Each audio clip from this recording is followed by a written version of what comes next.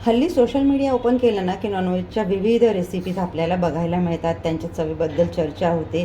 आज त्याच चवीचं एक पारंपरिक सिक्रेट मी तुमच्यासोबत शेअर करणार आहे. करूयात मग सुरुवात. आपली कढई छान गरम झालेली आहे. गॅसची फ्लेम मी कमी केलेली आहे. यामध्ये घालून घेते 2 टेबलस्पून धणे. आता आपल्याला हे जे मसाले आहेत ना, हे भाजून घेताना गॅसची फ्लेम कमी ठेवायची. गॅसची फ्लेम फुल करून तुम्ही मसाले भाजायला सुरुवात केलीत की मसाले तेल सोडतात आणि त्यांचा फ्लेवर कमी होतो. त्यामुळे आपल्याला कमी गॅसवरच हे सर्व मसाले भाजून घ्यायचे आहेत, त्यांच्यातलं मॉइश्चर निघेपर्यंत. धण्यांचा छान सुगंध दरवळायला लागलेला आहे. आता मी धणे दुसऱ्या भांड्यामध्ये काढून घेते. 1 टेबलस्पून जिरं. तर आज आपण बनवतो आहे, आमच्याकडे बनवला जातो तो पारंपरिक मसाला येसूर. येसूर म्हटलं जातं आमच्याकडे त्याला.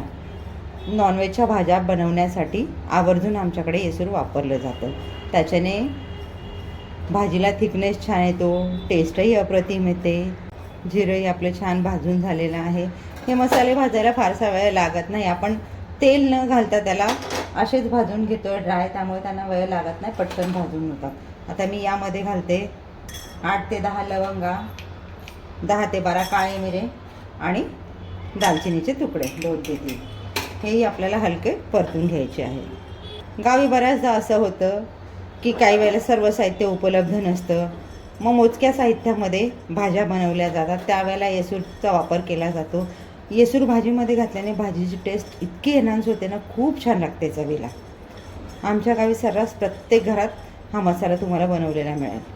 हेही आपलं भाजून झालं. याला मी आता भांड्यामध्ये काढून घेते. आता प्रत्येक पदार्थ मी इथे वेगवेगळा भाजते. याचं कारण असं की काही जाड आहेत पदार्थ, काही बारीक आहेत. बारीक आहेत ते लवकर भाजले जातात, जाड आहेत ते भाजले जात नाही, त्यामुळे मी ते वेगवेगळे भाजले. आता मी कढईमध्ये 2 टेबलस्पून तांदूळ घालून घेतले आणि 1 टेबलस्पून मुगाची डाळ.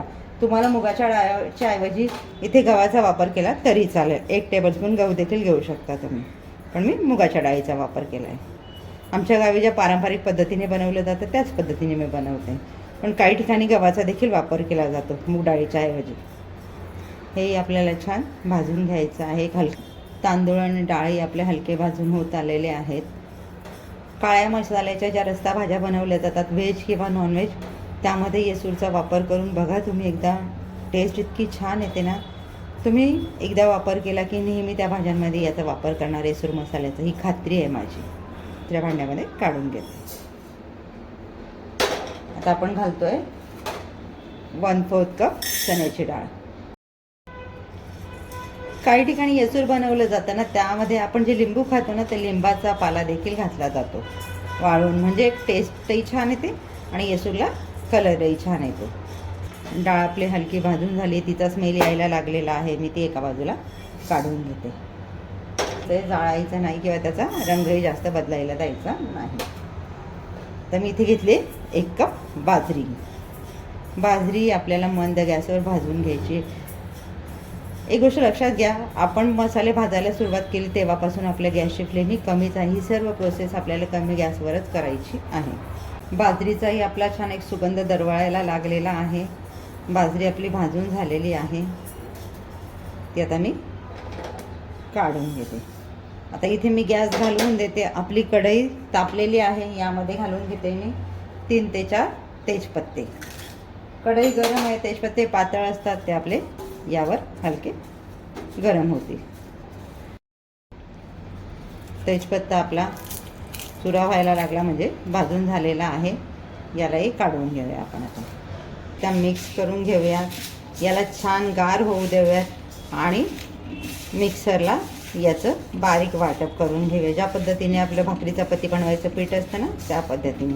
बारीक होत नसेल, चाळणीने चाळून घ्या. उरलेलं पुन्हा मिक्सरला लावून बारीक करून घ्या. आता मी कमी प्रमाणात बनवला आहे म्हणून मी हा मिक्सरला लावते. तुम्ही जास्त प्रमाणात बनवत असाल तर गिरणीवरून देखील दळून आणू शकता. मसाला आपला छान गार झालेला आहे.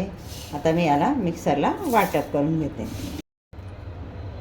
हा मसाला तुम्ही रूम टेम्परेचरला आरामात 3 महिने स्टोअर करून ठेवू शकता एअरटाईट बर्नीमध्ये.